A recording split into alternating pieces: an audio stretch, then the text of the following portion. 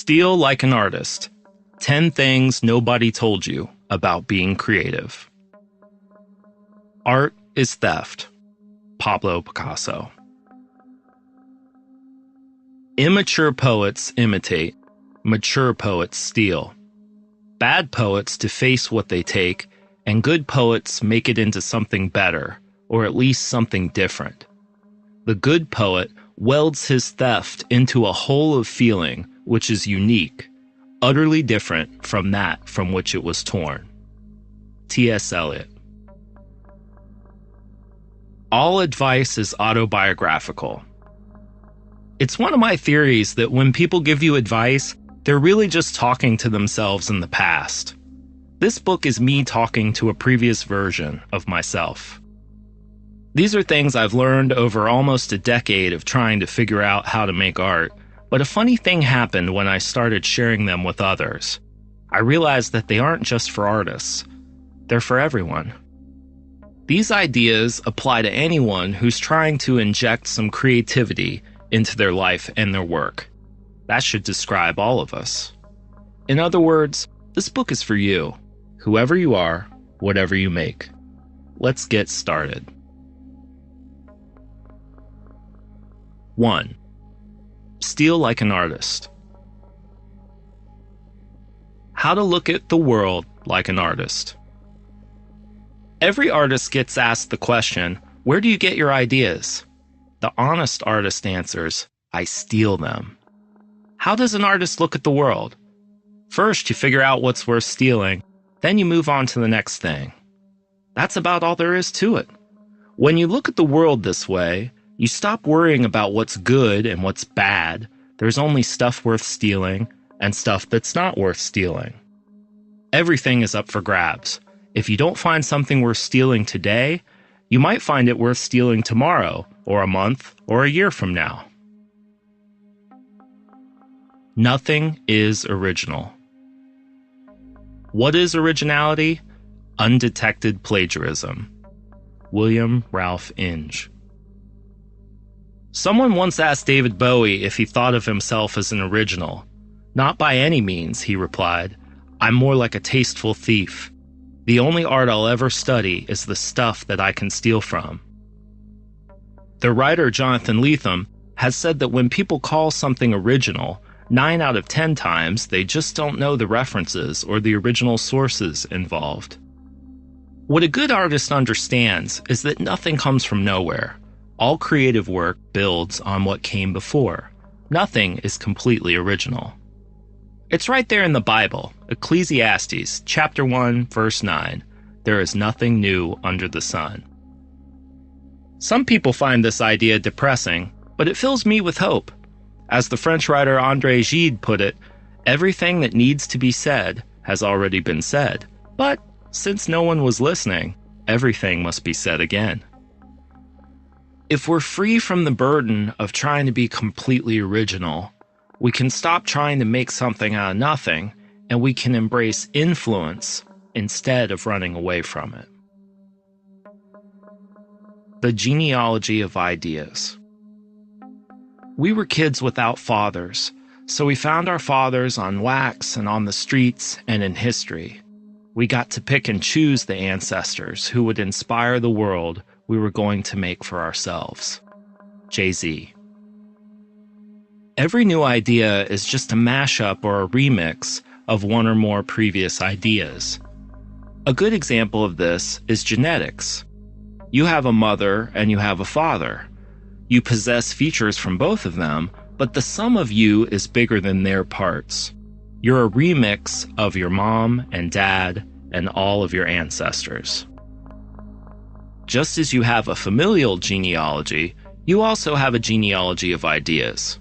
You don't get to pick your family, but you can pick your teachers, and you can pick your friends, and you can pick the music you listen to, and you can pick the books you read, and you can pick the movies you see. You are, in fact, a mashup of what you choose to let into your life. You are the sum of your influences. The German writer Goethe said, "We are shaped and fashioned by what we love." Garbage in, garbage out. The artist is a collector, not a hoarder, mind you, there's a difference. Hoarders collect indiscriminately. Artists collect selectively. They only collect things that they really love. There's an economic theory out there that if you take the incomes of your 5 closest friends and average them, the resulting number will be pretty close to your own income. I think the same is true of our idea incomes. You're only going to be as good as the stuff you surround yourself with. My mom used to say to me, garbage in, garbage out. It used to drive me nuts. But now I know what she meant. Your job is to collect good ideas. The more good ideas you collect, the more you can choose from to be influenced by. Steal from anywhere that resonates with inspiration or fuels your imagination, says the filmmaker Jim Jarmusch. Devour old films, new films, music, books, paintings, photographs, poems, dreams, random conversations, architecture, bridges, street signs, trees, clouds, bodies of water, light, and shadows. Select only things to steal from that speak directly to your soul. If you do this, your work and theft will be authentic. Climb your own family tree. Marcel Duchamp said, "I don't believe in art, I believe in artists." This is actually a pretty good method for studying. If you try to devour the history of your discipline all at once, you'll choke. Instead, chew on one thinker, writer, artist, activist, role model you really love. Study everything there is to know about that thinker. Then find 3 people that thinker loved and find out everything about them. Repeat this as many times as you can. Climb up the tree as far as you can go.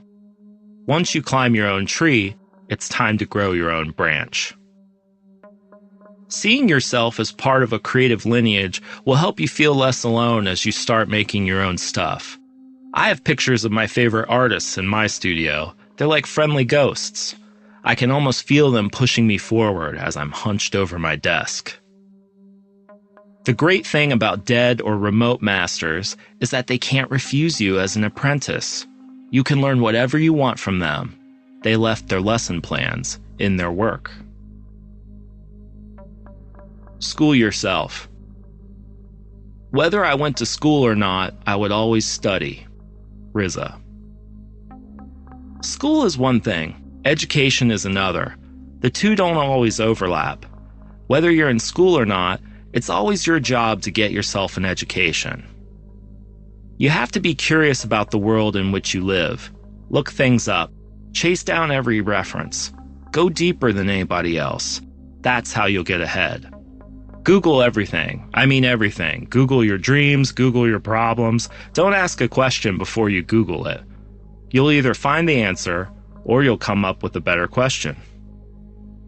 Always be reading. Go to the library. There's magic in being surrounded by books. Get lost in the stacks. Read bibliographies.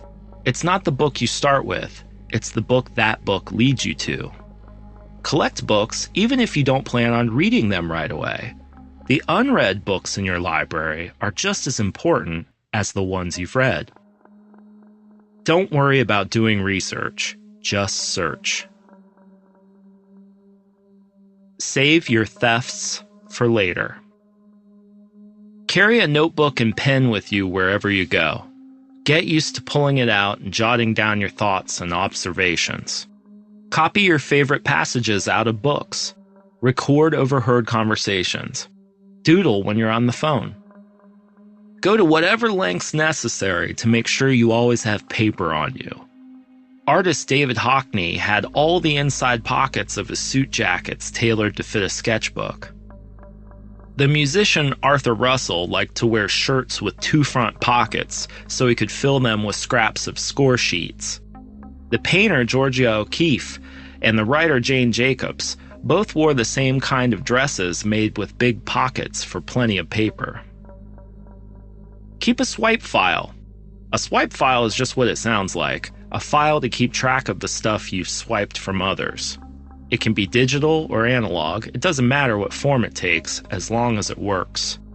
You can keep a scrapbook and cut and paste things into it, or you can just take pictures of things with your camera phone.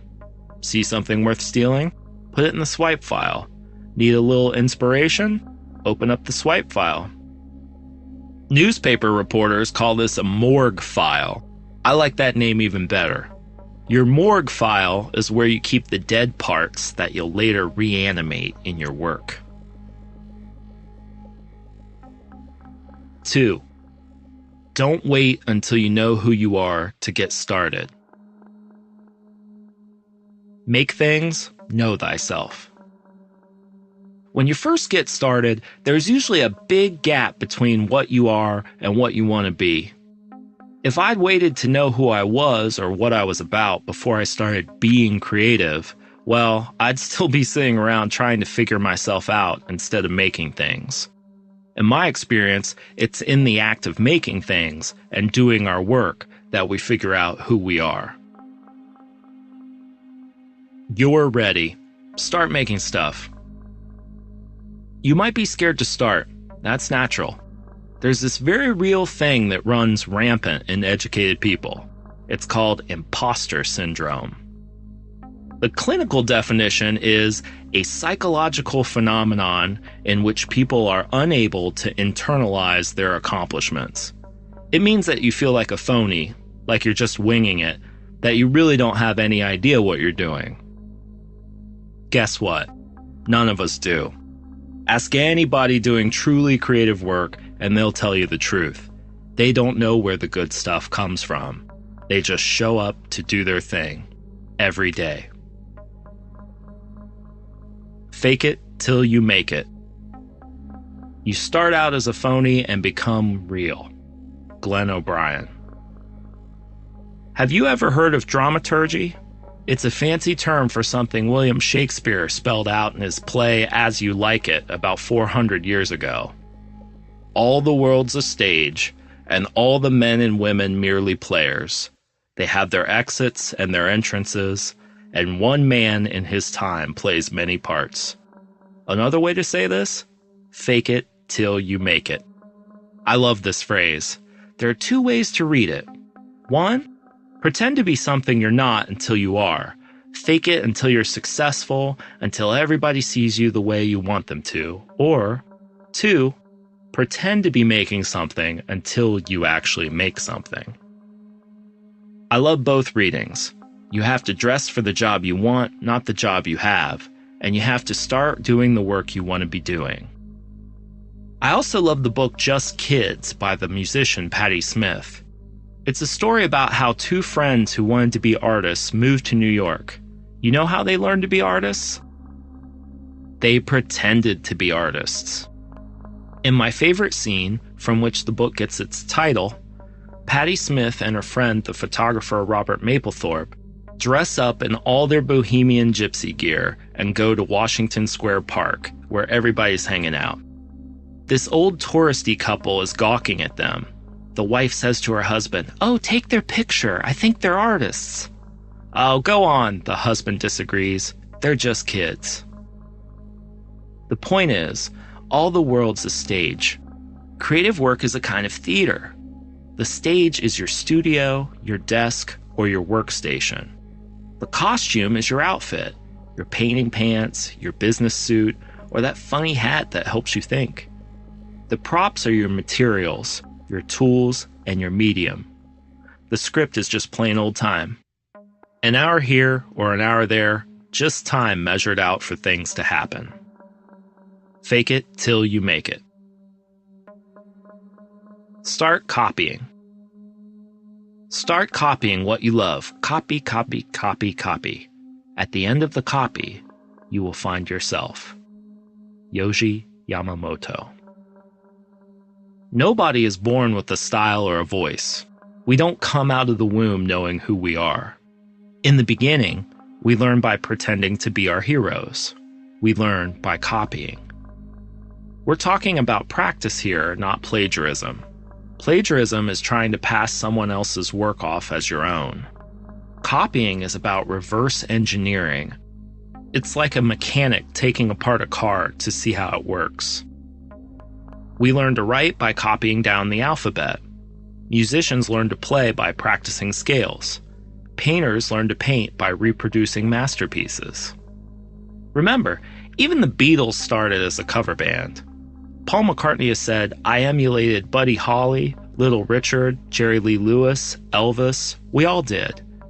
McCartney and his partner John Lennon became one of the greatest songwriting teams in history.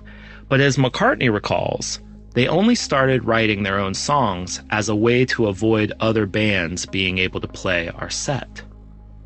As Salvador Dali said, those who do not want to imitate anything produce nothing. First, you have to figure out who to copy. Second, you have to figure out what to copy. Who to copy is easy.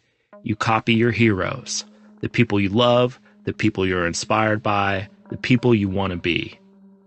The songwriter Nick Lowe says, you start out by rewriting your hero's catalog. And you don't just steal from one of your heroes, you steal from all of them.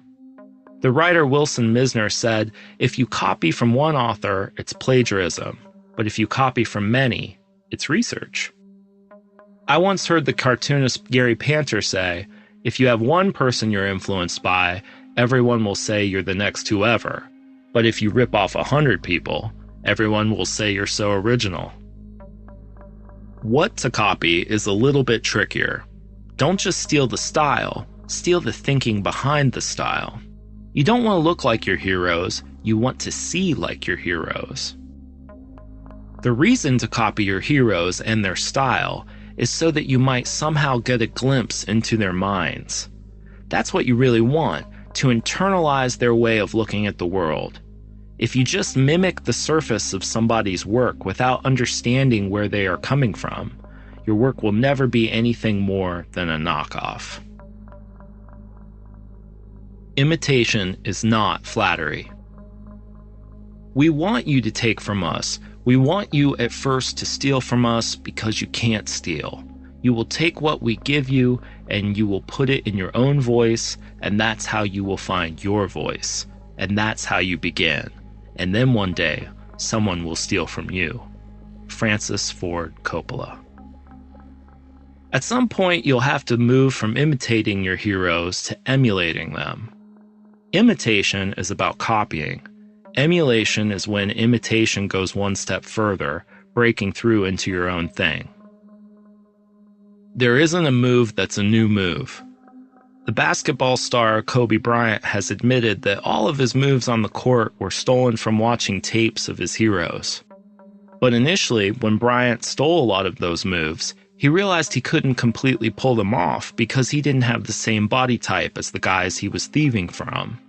He had to adapt the moves to make them his own. I have stolen all of these moves from all these great players, he said. I just try to do them proud, the guys who came before, because I learned so much from them. It's all in the name of the game. It's a lot bigger than me.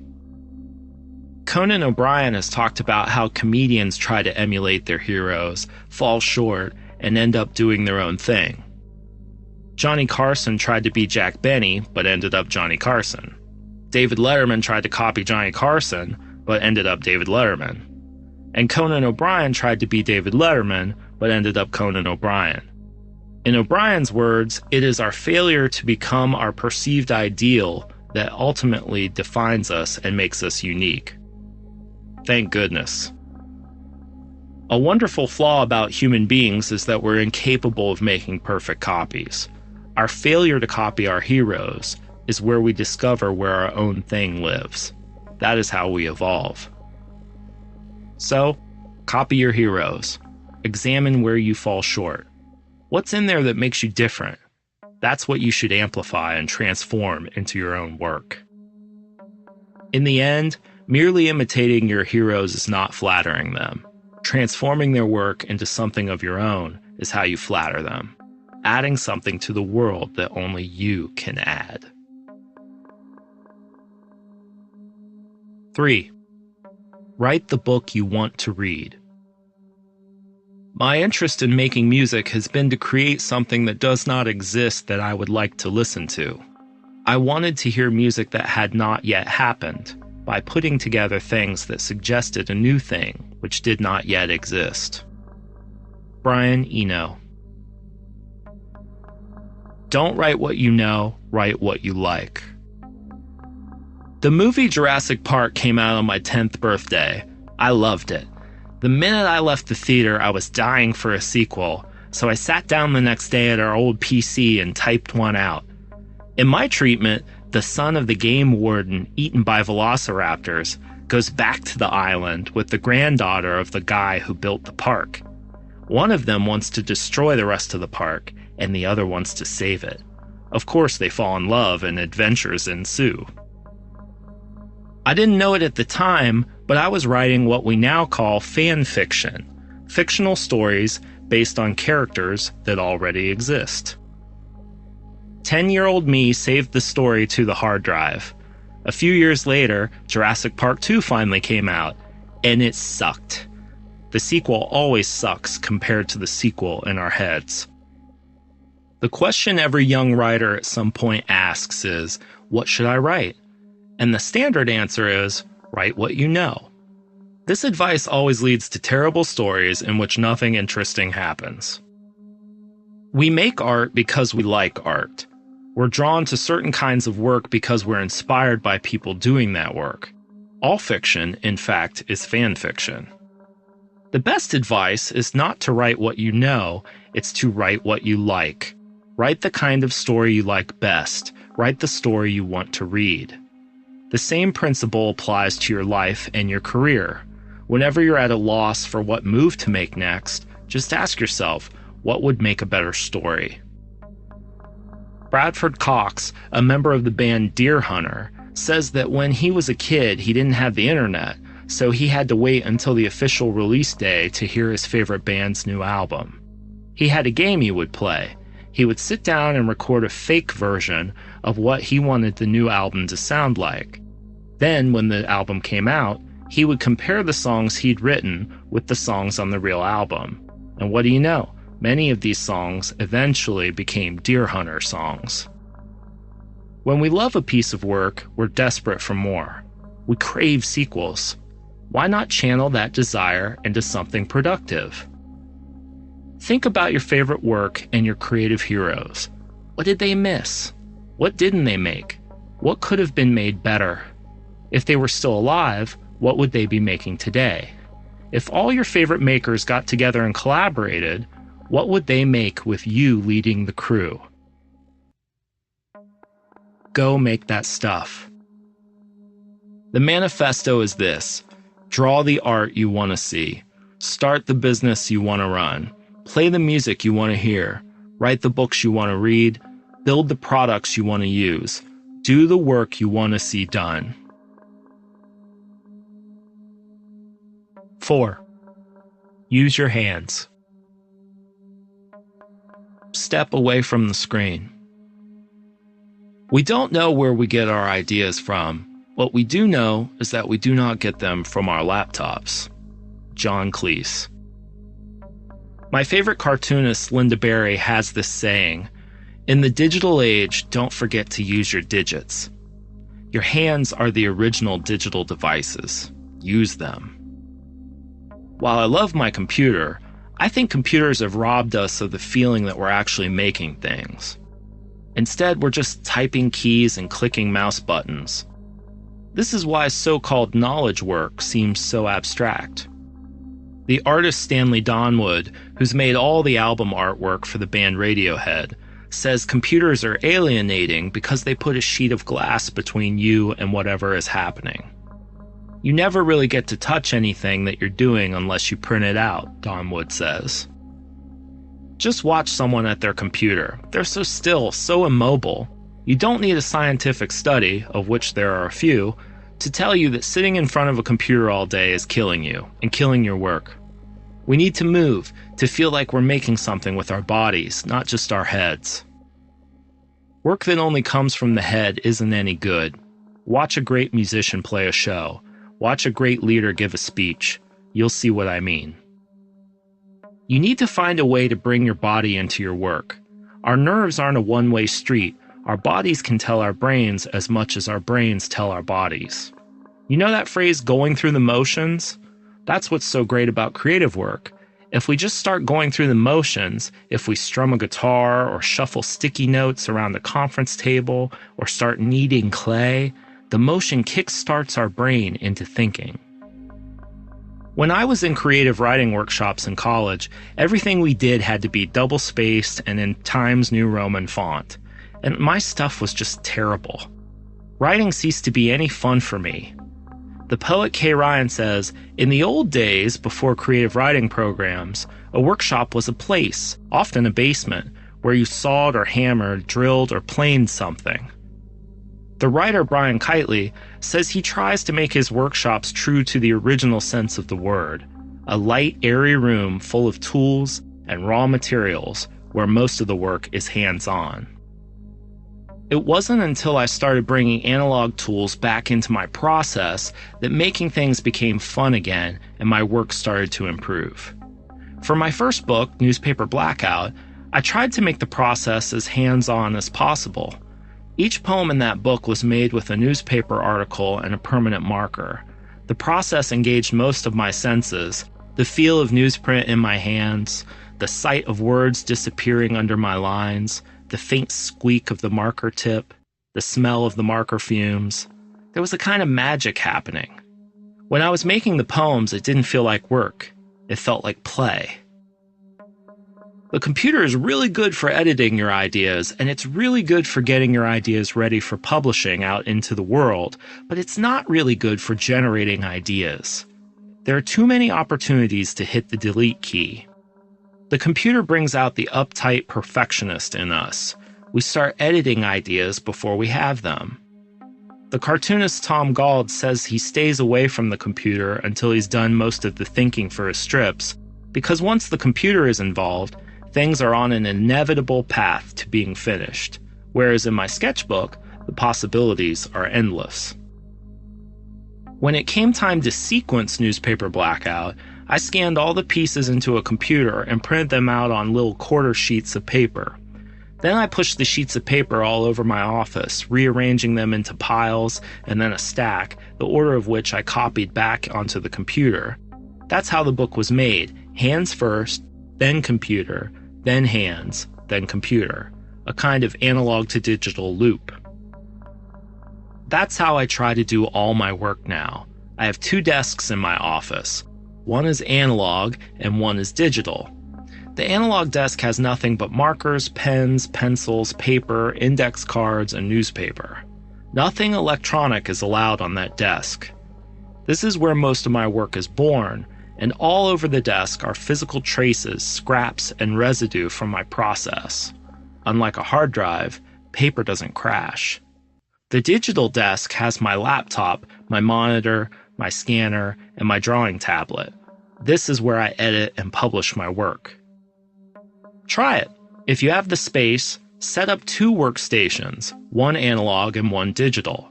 For your analog station, keep out anything electronic.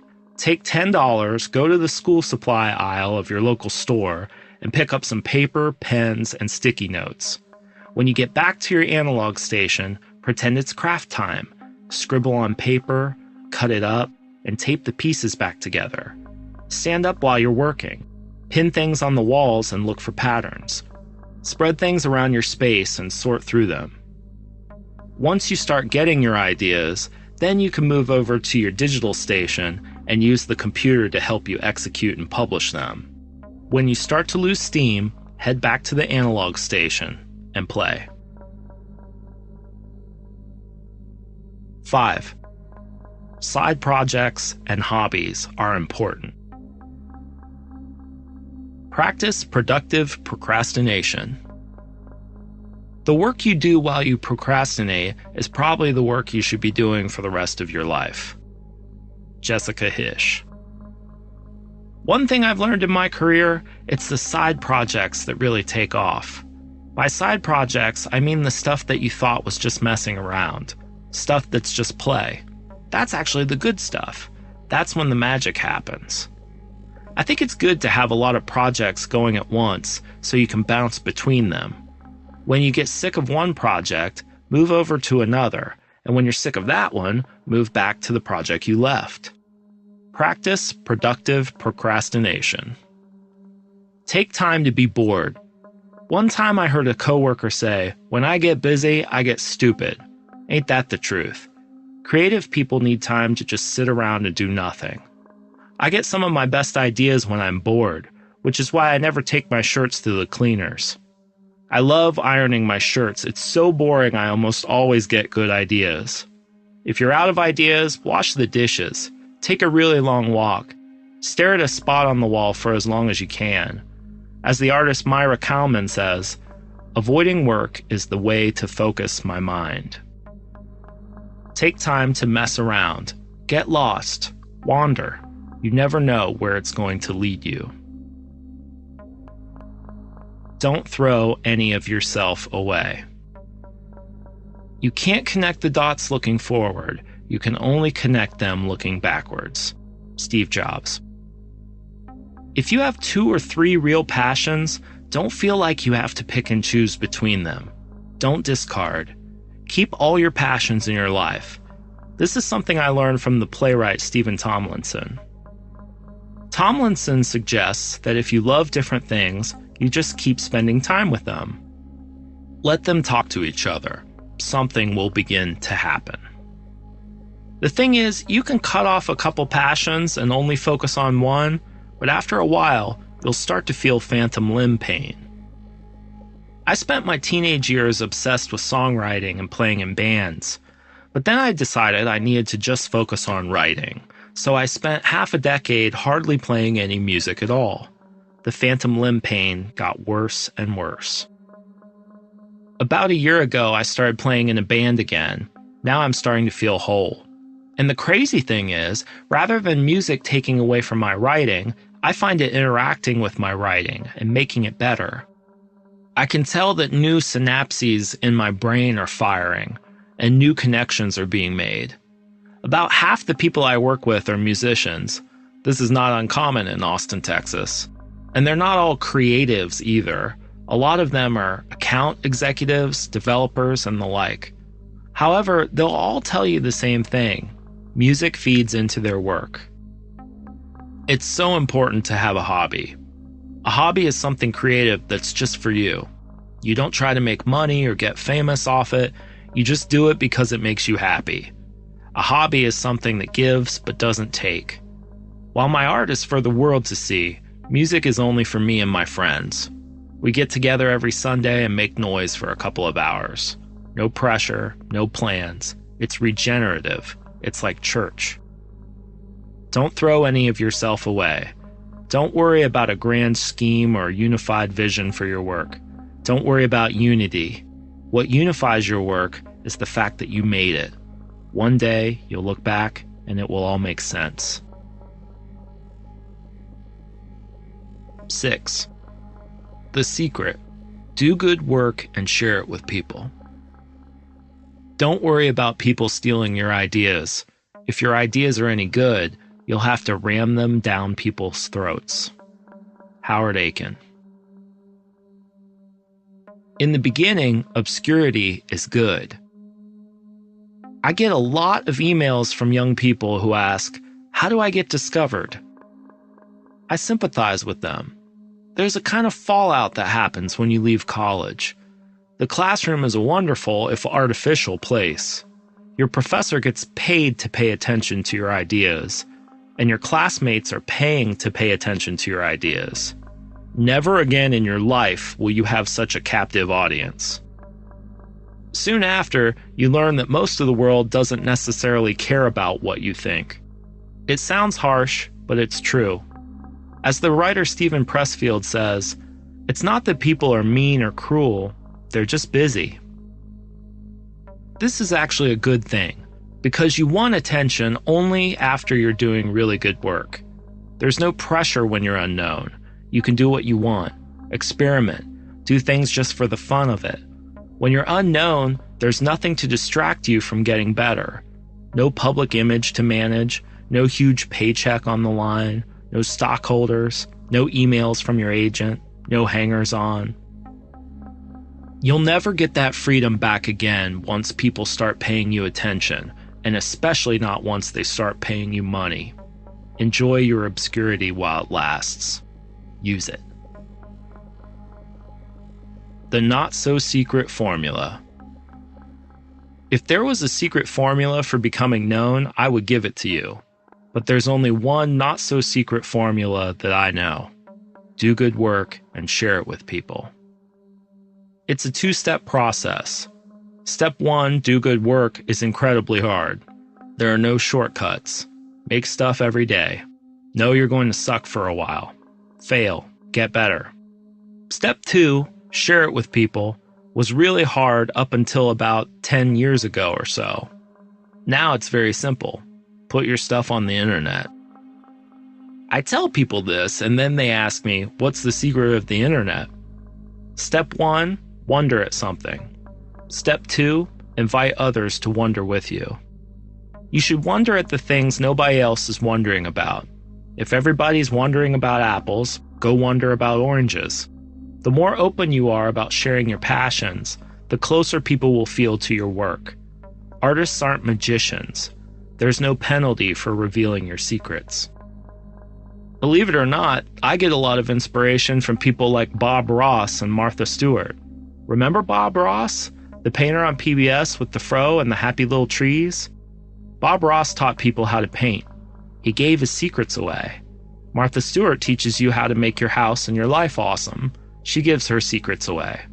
People love it when you give your secrets away, and sometimes, if you're smart about it, they'll reward you by buying the things you're selling. When you open up your process and invite people in, you learn. I've learned so much from the folks who submit poems to my newspaper blackout site. I find a lot of things to steal, too. It benefits me as much as it does them. You don't put yourself online only because you have something to say. You can put yourself online to find something to say. The internet can be more than just a resting place to publish your finished ideas. It can also be an incubator for ideas that aren't fully formed, a birthing center for developing work that you haven't started yet. A lot of artists worry that being online will cause them to make less work, but I found that having a presence online is a kick in the pants. Most websites and blogs are set up to show posts in reverse chronological order. The latest post is the first post that visitors see, so you're only as good as your last post. This keeps you on your toes, keeps you thinking about what you can post next. Having a container can inspire us to fill it. Whenever I've become lost over the years, I just look at my website and ask myself, what can I fill this with? Learn some code. Figure out how to make a website. Figure out blogging. Figure out Twitter and social media and all that other stuff. Find people on the internet who love the same things as you and connect with them. Share things with them. You don't have to share everything. In fact, sometimes it's much better if you don't. Show just a little bit of what you're working on. Share a sketch or a doodle or a snippet. Share a little glimpse of your process. Think about what you have to share that could be of some value to people. Share a handy tip you've discovered while working, or a link to an interesting article. Mention a good book you're reading. If you're worried about giving your secrets away, you can share your dots without connecting them. It's your finger that has to hit the publish button. You have control over what you share and how much you reveal. 7. Geography is no longer our master. Build your own world. I grew up in the middle of a cornfield in southern Ohio. When I was a kid, all I wanted to do was get someplace where something was happening. Now I live in Austin, Texas, a pretty hip place. Tons of artists and creative types everywhere. And you know what? I'd say that 90% of my mentors and peers don't live in Austin, Texas. They live everywhere. I know them from the internet. Which is to say, most of my thinking and conversation and art-related fellowship is online. Instead of a geographical art scene, I have Twitter buddies and RSS feeds. You don't have to live anywhere other than the place you are to start connecting with the world you want to be in. If you feel stuck somewhere, if you're too young or too old or too broke, or if you're somehow tied down to a place, take heart. There's a community of people out there you can connect with. In the meantime, if you're not into the world you live in, you can build your own world around you. Now would be a good time to put on your headphones and cue up the Beach Boys song, In My Room. Surround yourself with books and objects that you love. Tape things up on the wall. Create your own world. Franz Kafka wrote, "It isn't necessary that you leave home. Sit at your desk and listen. Don't even listen, just wait. Don't wait, be still and alone. The whole world will offer itself to you." And Kafka was born a century before the internet. All you need is a little space and a little time, a place to work and some time to do it, a little self-imposed solitude and temporary captivity. If your living situation doesn't allow for that, sometimes you can find solitude and captivity in the wild. When I was a kid, my mom used to drag me to the mall. Before she did any shopping, she took me to the bookstore and bought me any book I wanted. We'd go into stores and I would sit in a chair and read my book while she shopped. This went on for years. I read a lot of books. Now I have a car and a mobile phone. I'm always connected, never alone or captive. So I ride the bus to and from work, even though it's 20 minutes faster to drive. I go to a barber shop that's first come, first served without Wi-Fi and always busy with the wait of a few hours. I keep my laptop shut down at the airport. I hang out in the library.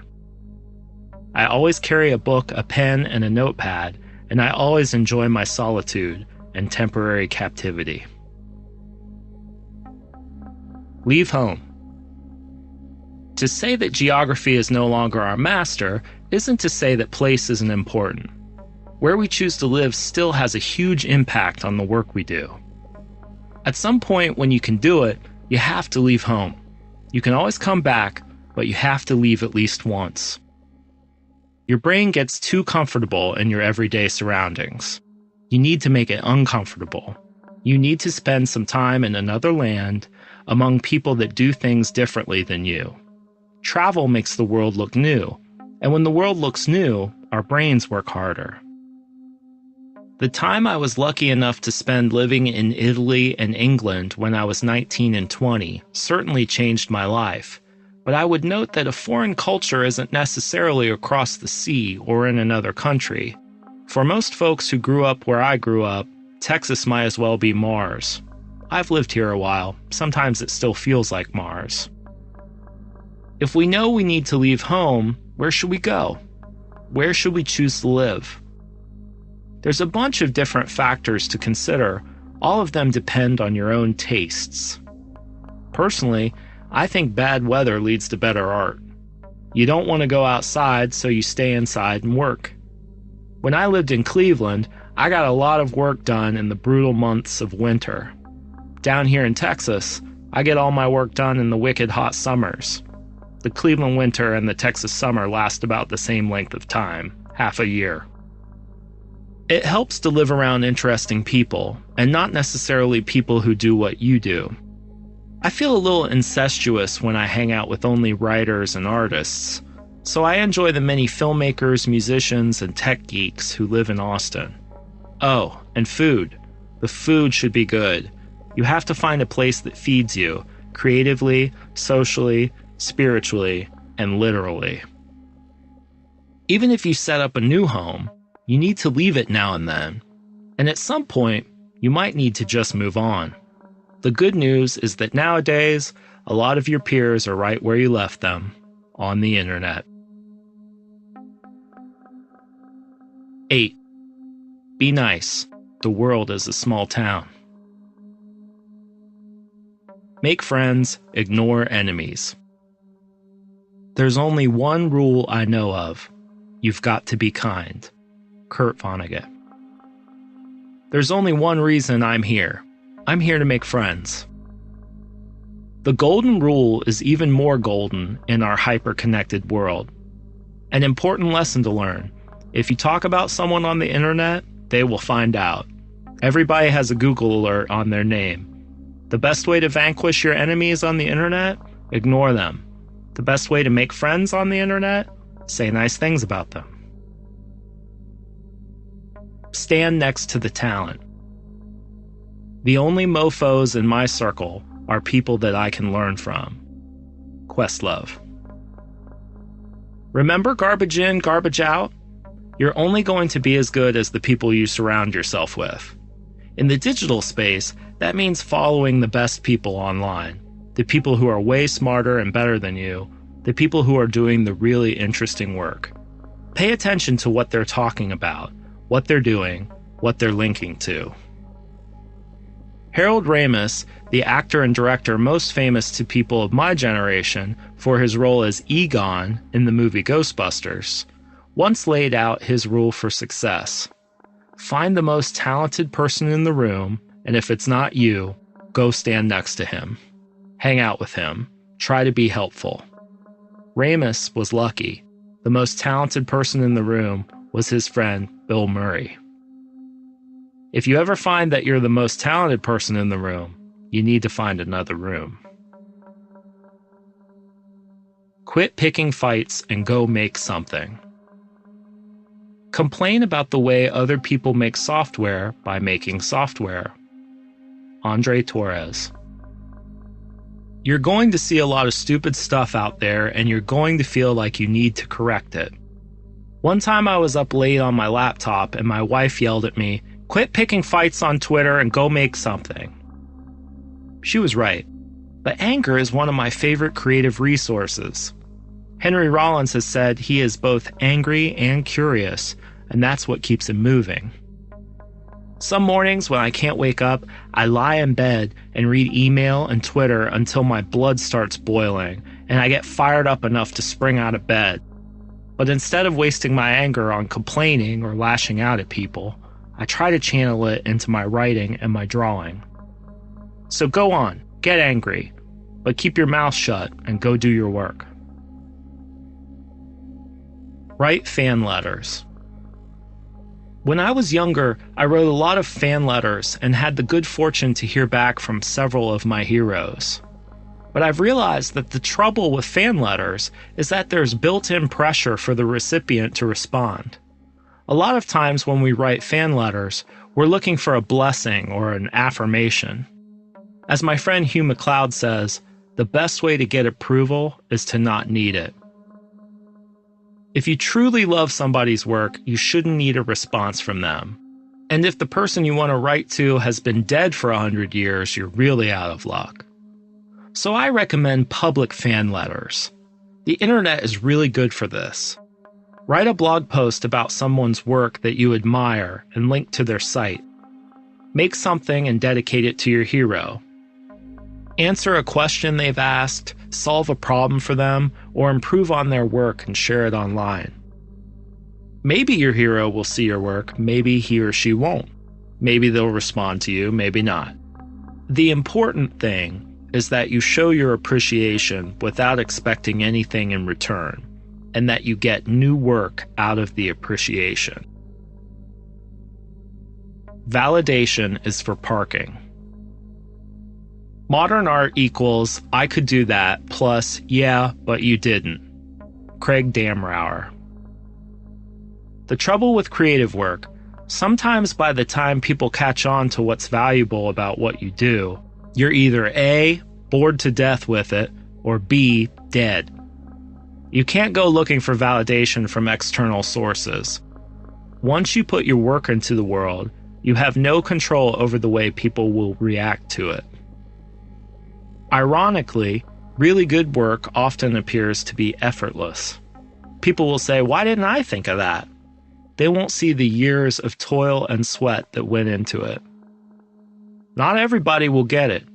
People will misinterpret you and what you do. They might even call you names. So get comfortable with being misunderstood, disparaged, or ignored. The trick is to be too busy doing your work to care. Keep a praise file. Life is a lonely business, often filled with discouragement and rejection. Yes, validation is for parking, but it's still a tremendous boost when people say nice things about our work.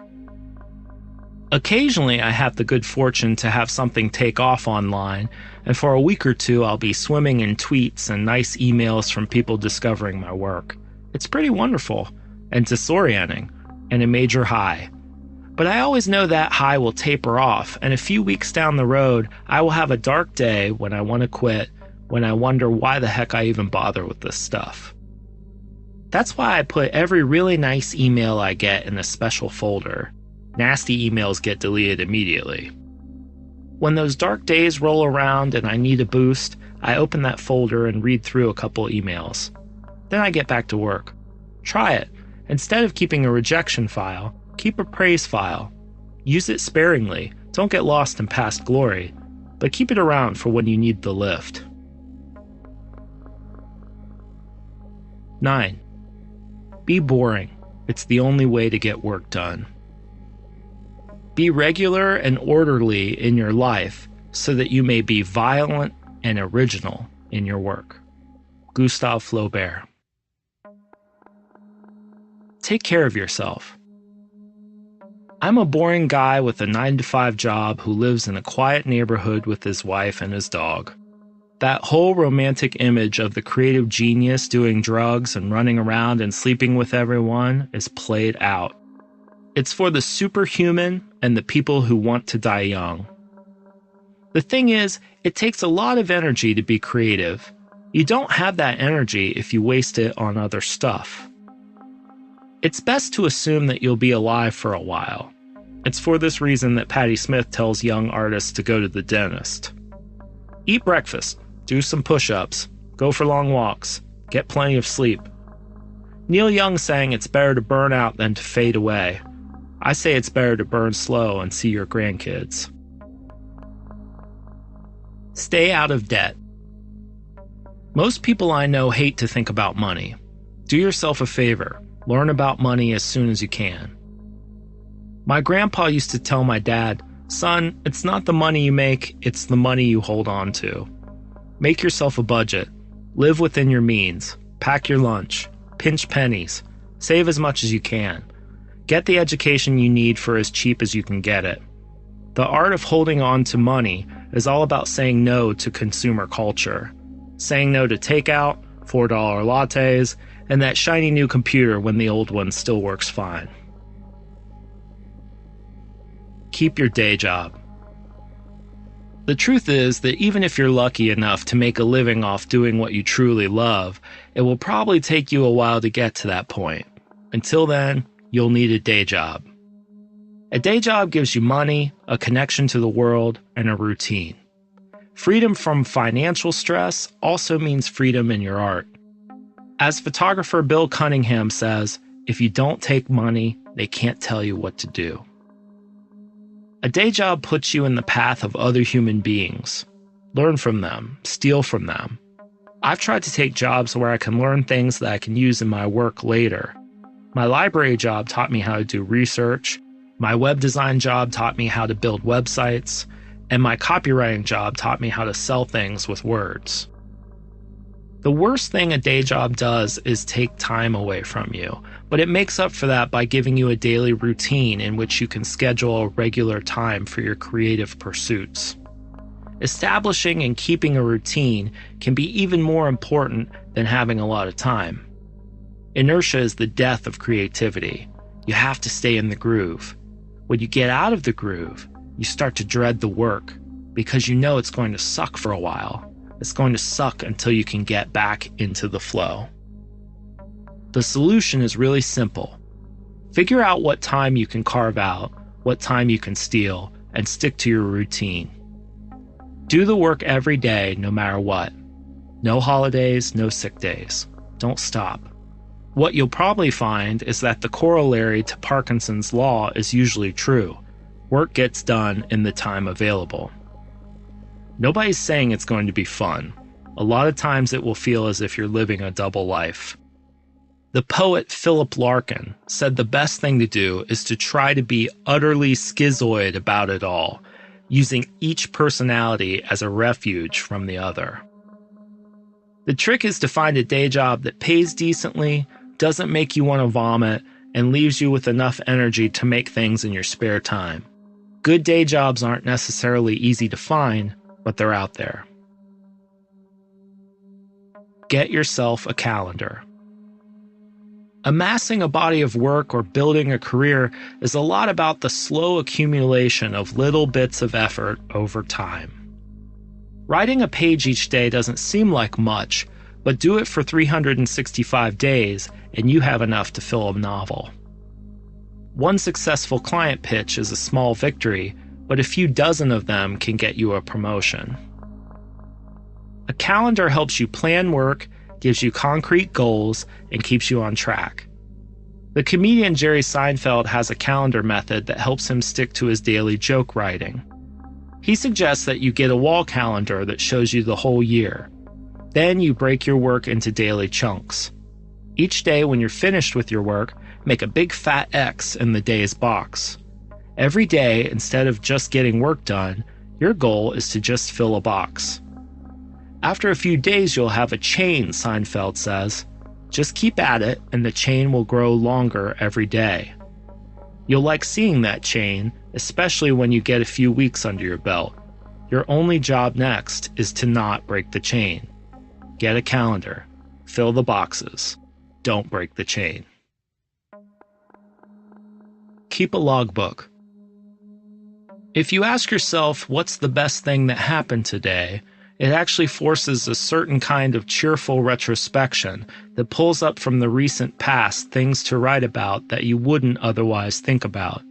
If you ask yourself what happened today, it's very likely that you're going to remember the worst thing because you've had to deal with it. You've had to rush somewhere or somebody said something mean to you. That's what you're going to remember. But if you ask what the best thing is, it's going to be some particular slant of light or some wonderful expression somebody had, or some particularly delicious salad. Nicholson Baker. Just as you need a chart of future events, you also need a chart of past events. A logbook isn't necessarily a diary or a journal, it's just a little book in which you list the things you do every day. What project you worked on, where you went to lunch, what movie you saw. It's much easier than keeping a detailed diary, and you'd be amazed at how helpful having a daily record like this can be, especially over several years. The small details will help you remember the big details. In the old days, a logbook was a place for sailors to keep track of how far they'd traveled, and that's exactly what you're doing, keeping track of how far your ship has sailed. Marry well. Who you marry is the most important decision you'll ever make. And marry well doesn't just mean your life partner. It also means who you do business with, who you befriend, who you choose to be around. Relationships are hard enough, but it takes a real champion of a person to be married to someone who's obsessed with a creative pursuit. Lots of times you have to be a maid, a cook, a motivational speaker, a mother, and an editor all at once. She rescued me, said musician Tom Waits about his wife and collaborator Kathleen Brennan. I'd be playing in a steakhouse right now if it wasn't for her. I wouldn't even be playing in a steakhouse, I'd be cooking in a steakhouse. A good partner keeps you grounded. A friend once remarked that living with an artist must make our house very inspiring. My wife joked, "Oh yeah, it's like living with Da Vinci." She's the best. 10. Creativity is subtraction.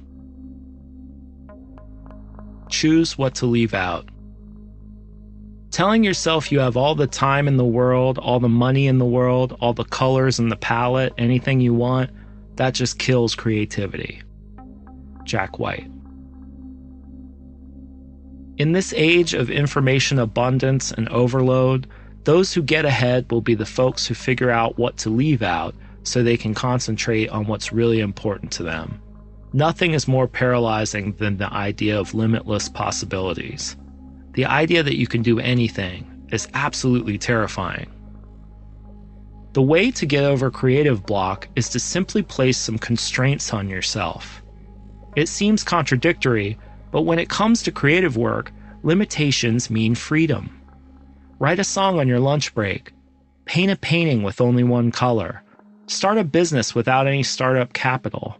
Shoot a movie with your iPhone and a few of your friends. Build a machine out of spare parts.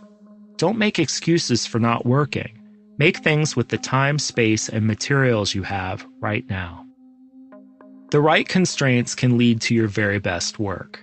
My favorite example? Dr. Seuss wrote The Cat in the Hat with only 236 different words, so his editor bet him he couldn't write a book with only 50 different words. Dr. Seuss came back and won the bet with Green Eggs and Ham, one of the best-selling children's books of all time. The artist Saul Steinberg said, "What we respond to in any work of art is the artist's struggle against his or her limitations."